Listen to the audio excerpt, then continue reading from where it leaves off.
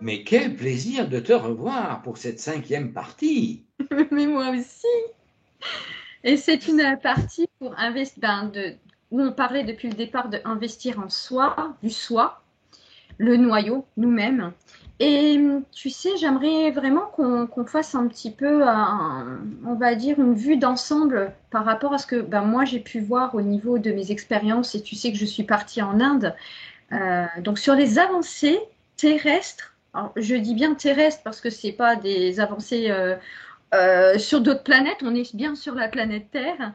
Voilà, les avancées terrestres pour mieux investir en soi.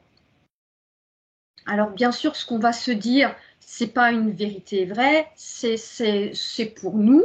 Et bien sûr, ça va peut-être résonner, ça résonnera pas.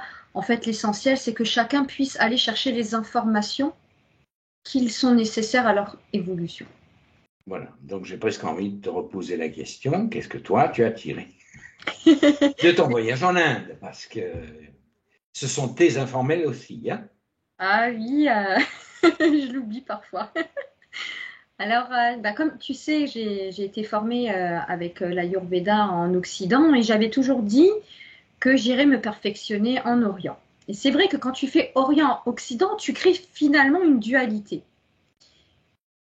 Parce que, tu vois, ces deux, tu penses que voilà, eux, ils font d'une façon, ils font d'une autre. Et en fait, finalement, ça a été pour moi une très, très belle expérience et j'en ai créé un pont entre les deux. Il y a l'Ayurveda où j'ai appris en Occident, il y a l'Ayurveda où j'ai appris en Orient, et en fait, maintenant, je fais de l'Ayurveda version Monia. Et c'est ça que moi, j'en ai tiré vraiment comme clé. Alors, qu'est-ce que j'ai pu en tirer de cette expérience en Inde?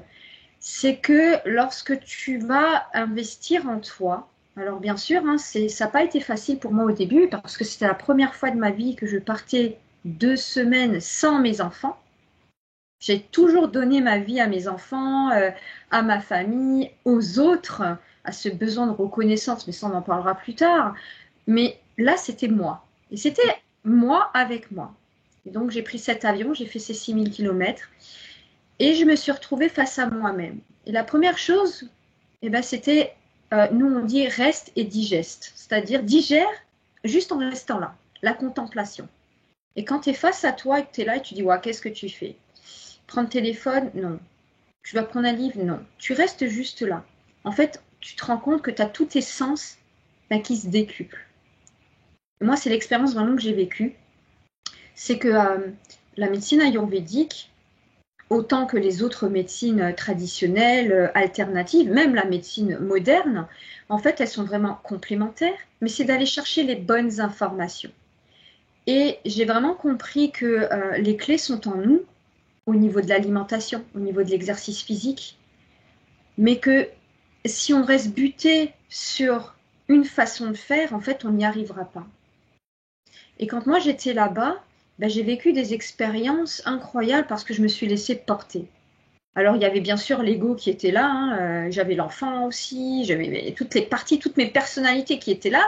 Je me prenais presque comme une schizophrène, hein, parce que en l'espace de 3 heures, tu te retrouvais avec 5 personnes. Mais par contre, vraiment le plus important, et c'est là que je me suis rendu compte que investir en moi, c'est pas forcément oublier mon couple, c'est pas forcément oublier mes enfants. Et que si je commence à rayonner de l'intérieur, finalement tu prends les autres avec. Et tu peux pas dire à quelqu'un d'autre change si toi tu changes pas. Mais tu peux de toute façon pas dire aux autres de changer. Ah il y en a qui le font, hein. Après Oui, c'est non, libre. ok, mais ça fait partie de leur expérimentation. C'est juste que réellement, ça ne fonctionne pas comme ça. Quand tu disais investir sur soi, c'est j'émane et du coup, je suis un agent de changement, au même titre que les autres sont un agent de changement sur moi. Il y a toujours cette interconnexion, cette interrelation. Donc, tout le monde est important, au même titre, et chacun a quelque chose à nous apprendre.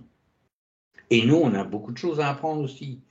Ah ben D'un oui. autre côté, si tu veux, à partir du moment où on se retrouve soi, on se rend compte de ça, tout simplement. Lorsque je suis focalisé sur l'extérieur, je vais avoir des informations qui ne vont pas forcément me convenir et qui vont rentrer dans ma fameuse sphère de scellement. Mm. Si je suis scellé, mais je peux tout absorber de ce qui vient de l'extérieur. Parce que c'est le scellement qui va faire le tri.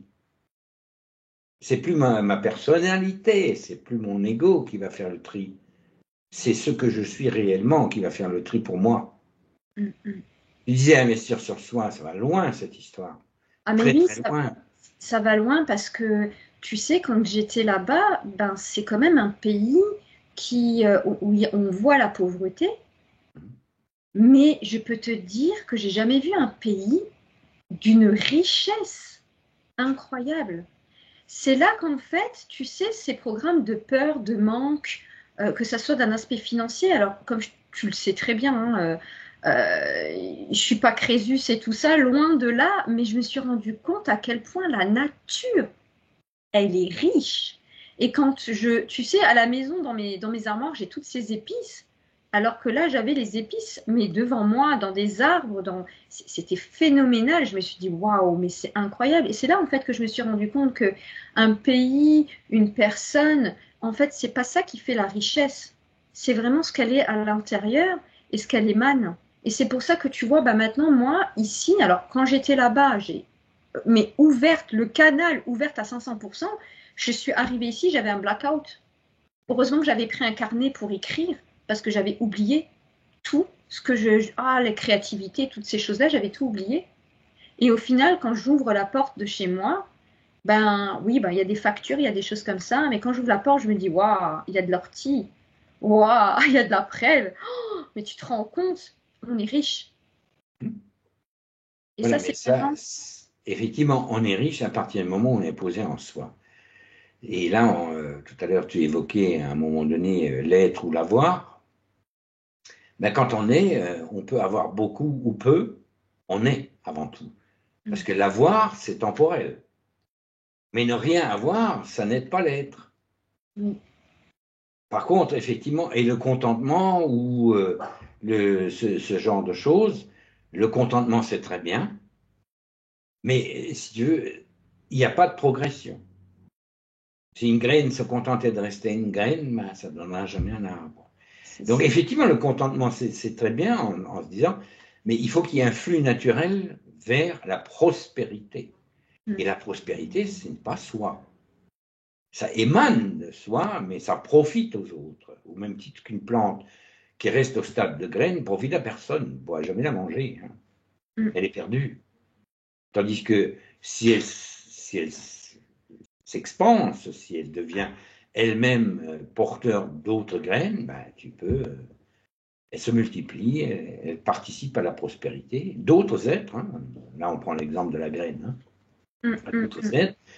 Elle ne va pas se poser de questions métaphysiques pour savoir ce qu'elle doit faire. Hein. Elle sait qu'elle doit croître, elle sait que. Voilà, parce que c'est sa fonction. Et la fonction dans l'être humain, c'est exactement pareil. Et soyons des graines, nous-mêmes, qui deviennent des plantes fertiles, ou du moins des éléments de prospérité. Des éléments de prospérité. Je cherchais le mot. Apparemment, et là, il n'y a rien à faire, quoi. Je veux dire, à part être soi. Ça va se faire naturellement parce que l'intention, comme elle dit toujours Anya, là où est l'intention, là va l'énergie. C'est ça, mais c'est vrai. Et c'est une intention qui est pilotée par le plus profond de ce qu'on a au plus profond de nous. Donc dans le cœur du cœur, ça. Ça demande rien. Ça demande pas d'énergie. Au contraire, ça en distribue de l'énergie. Et ça en distribue et distribue et distribue. Mais de façon naturelle, au même titre que les plantes croissent, elles ne s'occupent pas, et puis quand elles meurent, ben, elles servent de substrat nutritif aux autres, et ainsi de suite. Et puis c'est le grand cycle de la vie. En tant qu'humain, on a un corps mental, donc forcément, on a compliqué les choses, etc. Mais c'était nécessaire pour qu'on ait une individuation, pour qu'on puisse s'individualiser d'abord. Mais l'individuation, c'est une fois l'individualité bien affirmée, bien centrique, ben c'est l'émanation, l'individuation. C'est-à-dire que je commence à servir à quelque chose. Mm. Tu vois? Ouais, tout à fait. Et tu sais Donc, ce qui à est un moment donné, je intéressant? suis obligé aussi de prendre donc Oui, ce fameux investissement sur soi, comme tu parlais tout à l'heure, de façon à ce que je puisse croître et devenir quelque chose qui ensuite va profiter. Si je fais les choses à l'envers, ça ne va pas le faire. c'est ça. Je me retrouve dans l'économie. Et l'économie, ce n'est pas du tout l'abondance. D'ailleurs, je regrette qu'on n'ait pas un ministère de la prospérité plutôt que d'avoir un ministère de l'économie. Ça nous aiderait bien. Ah, mais ça, c'est clair. Et tu vois, là, j'ai eu cette expérience, donc j'ai investi en moi pour pouvoir faire ce voyage. Mais tu vois, là, ici, eh ben, on a aussi des clés. Alors, récemment, je suis allée voir mon médecin traitant et formidable. Il a une ouverture. Je lui ai donné, il sait que je fais de la médecine ayurvédique et je lui ai donné certaines idées. Et ben, on a testé. Parce que j'avais regardé, j'étais allée chercher l'information sur certaines choses, pourquoi mes problèmes de peau. Alors oui, l'Ayurveda explique pourquoi les problèmes de peau, mais je voulais aller plus profond, encore aller voir. Et c'est là qu'en fait j'ai vu la complémentarité de ces points de vue. Et c'est vraiment ce que j'ai envie de proposer aux gens, c'est-à-dire l'autonomie, d'aller regarder vers, c'est-à-dire qu'ils aillent vers eux-mêmes et qu'ils puissent regarder qu'est-ce qui leur correspond le mieux au moment présent. Et je pense que toi aussi, tu as eu des informations par rapport à ça avec Anya.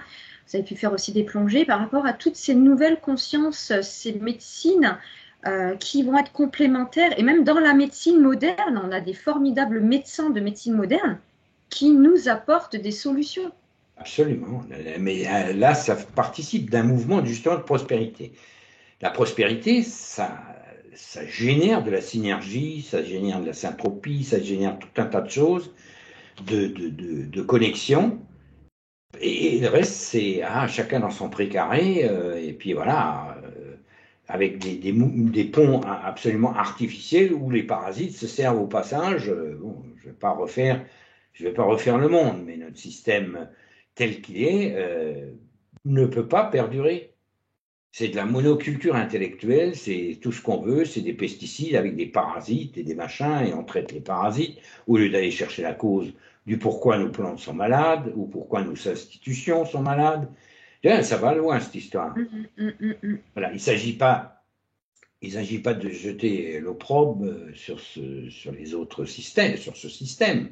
Hein, pas l'opprobre comme certains de nous, hein, mais l'opprobre là-dessus. Ça sert à rien. C'est pas constructif, ça. C'est simplement observer qu'effectivement, il y a la fin d'une période involutive qui a servi à construire des nations, qui a servi à construire des civilisations. Il ne faut pas leur oublier ça quand même. Ah non, ça On ne va pas c'est. jeter l'eau du bain avec le bébé. Hein.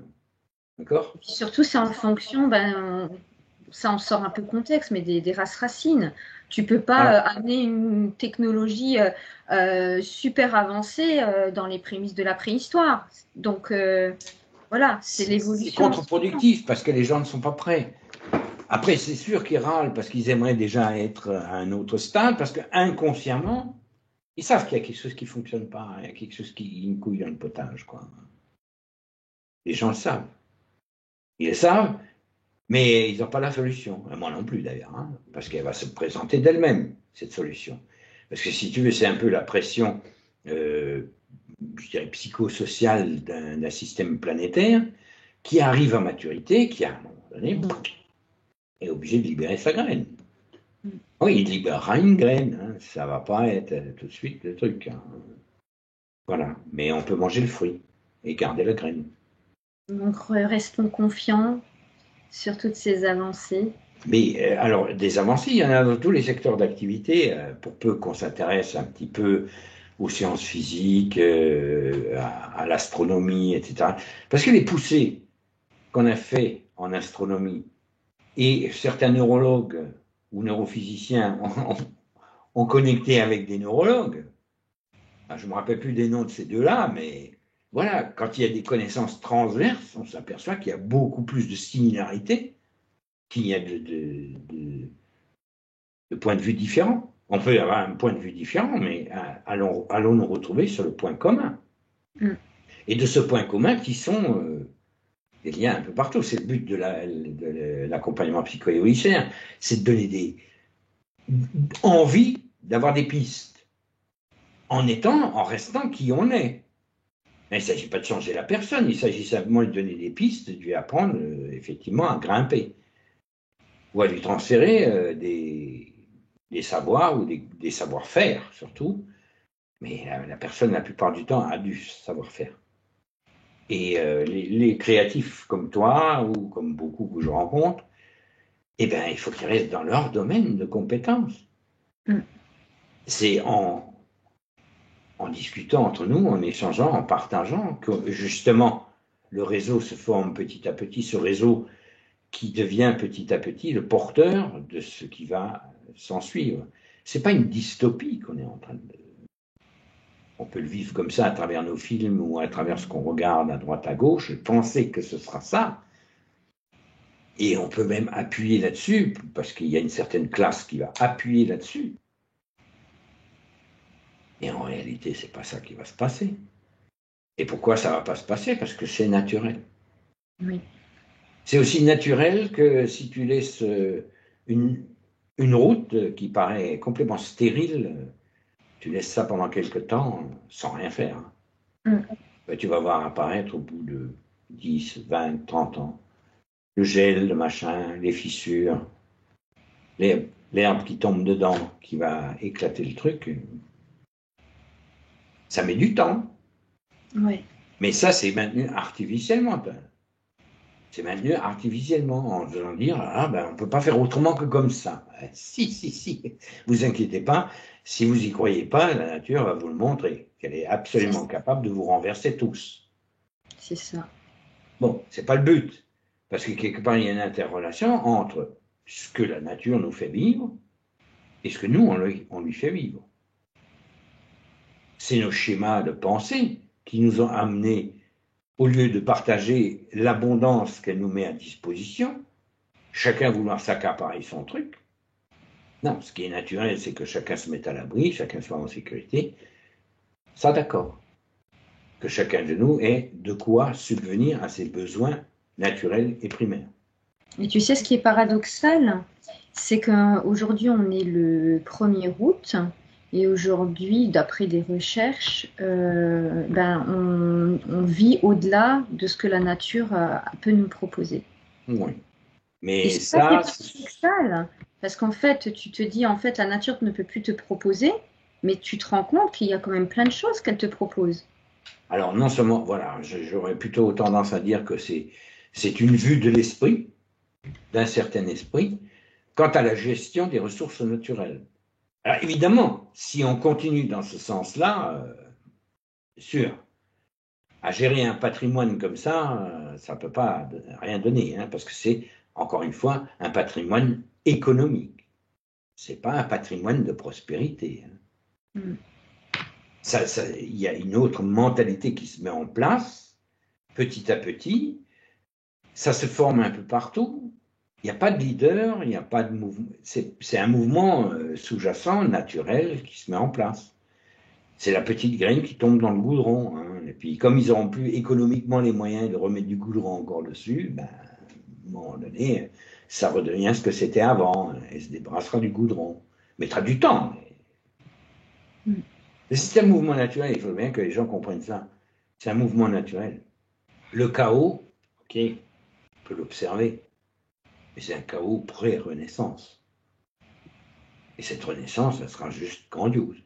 Parce que on quitte une ère, là aussi on n'en a pas beaucoup parlé, mais on quitte une ère qui s'appelle l'ère du poisson, qui est une ère de dualité, pour aller vers l'ère du Verseau, une ère de communication. Et la communication, c'est quoi, si ce n'est le partage? Et qu'est-ce qui se partage sans avoir besoin d'avoir recours économiquement à quoi que ce soit? Bon, un petit peu, parce qu'il y a du matériel, ne serait-ce que nous, on a du matériel, etc., etc. Mais à partir du moment où tout le monde dispose de moyens de communication, les échanges entre humains, ils sont gratuits. Alors après, je mettrais même une nuance, c'est que nous, par exemple, dans notre cadre, alors c'est là que j'invite vraiment les gens à découvrir, hein, les clés à venir découvrir votre travail, mais le crédit attention temps a fait vraiment, et je l'utilise avec certaines de mes graines qui viennent en consultation, ou en massage, ou en cours de yoga. Eh bien, j'utilise déjà ce fameux crédit attention temps. Et ça, je trouve que c'est quelque chose d'intéressant parce on aborde déjà le nouveau monde. Ben oui. Parce que, si tu veux, on ne peut pas parler de prospérité si on ne commence pas à penser hors de la boîte. Sinon, on va remettre en place d'anciens schémas. Donc, il va y avoir des tas d'initiatives comme ça, à droite, à gauche, qui n'ont de moins en moins à voir avec l'ancienne façon de fonctionner, qui est parasitaire au dernier degré, parce qu'elle est basée sur quoi? Elle est basée sur l'usurpation, hein, sur le vol, sur l'escroquerie. C'est une escroquerie, en fait, ce qu'on dit. Mais bon, les gens n'en ont pas tout à fait conscience encore, mais c'est une escroquerie à tous les niveaux. Mais on s'escroque nous-mêmes, hein, je veux dire, parce qu'à partir du moment où on adhère à ce système-là et qu'on ne s'invente pas de nouvelles façons de vivre ensemble, ok, c'est que quelque part, il y a une part de nous qui est encore accrochée à ça. Hein. Encore une fois, on ne jette pas, il ne s'agit pas de montrer du doigt. Ce qu'il y a, c'est qu'on a cette part, et moi je l'ai vraiment vécu, parce qu'en fait, on a cette peur du manque et on n'investit pas en soi. C'est à partir du moment où tu investis en soi, on revient toujours sur ce soi, mais à partir du moment où tu vas investir en toi, que tu vas passer vraiment ce côté de la peur du manque, tu vas te rendre compte vraiment que tu vas donner d'une manière et que tu vas le recevoir d'une autre. Et après, c'est là que tu vas avoir des rencontres qui ne vont pas se faire par hasard. Et après, tu sais, ce que j'ai remarqué, c'est que les gens ne savent pas. Tu sais, souvent on me dit, mais qu'est-ce que je peux te proposer en échange d'eux? Alors je lui dis, tu sais, si je t'accorde 3 heures de mon temps, toi, par exemple, tu peux m'accorder 3 heures de ton temps pour faire du jardin, pour m'aider à la maison. En fait, c'est ça. Et c'est vrai que c'est quelque chose à développer. Et bon, là, je reviens vraiment sur ce que vous faites parce que tu le proposes dans les créateliers. Et donc, alors, je le propose sur le module 4. Oui, voilà. Il y a les modules avant, il faut déjà poser toutes les autres bases parce que si tu veux commencer par là, c'est un peu commencer la maison par le toit. Hein. De toute façon. Déjà qu'il y a des fondations qui sont montées. Hein. Et tu sais très bien que moi, je n'ai pas pu intégrer ce module 4 si je n'avais pas fait avant les 3 autres modules. Mais c'est bien pour ça qu'ils sont structurés de façon à ce qu'il y ait une cohérence. Moi, je trouve que notre monde manque énormément de cohérence. Parce que l'information pour l'information, ça finit par donner de la confusion. Hein. Les gens ne savent plus où ils habitent, ils ne savent plus où ils vont, ni quoi ni qu'est-ce, alors qu'il suffit de revenir au principe de base. Mais oui, mais revenir au principe de base quand on a été élevé, entre guillemets, dans des systèmes, je dirais, qui sont basés sur la prédation, pas sur le partage, mais sur la prédation, il est difficile d'en sortir. Hein. Difficile d'en sortir. Et puis et il faut dire qu'on a un peu peur aussi, parce que ce système-là, on le connaît. Il nous convient plus trop, mais au moins ça, c'est du connu. L'autre, qu'est-ce que ça va donner? Comment on va s'y prendre, etc., etc. Il y a tout un tas de questionnements qui arrivent et qui sont naturels aussi. Hein. Ce que moi j'ai remarqué, excuse-moi, tu sais ce que j'ai remarqué en fait, c'est que séquencer, c'est ce qui te permet d'aller beaucoup plus loin. Ah ben oui. Et là, c'est ce que moi je fais en accompagnement. Voilà. Je propose maintenant des accompagnements spécifiques. Et c'est ce que je dis toujours. Hein. Vous allez sur mon site, tu veux découvrir une fois, 2 fois, c'est ça. Mais tu as envie d'être accompagné, c'est autrement. C'est une séquence. Et c'est séquencé et c'est accessible si tu souhaites investir en toi. Quoi. Bien sûr.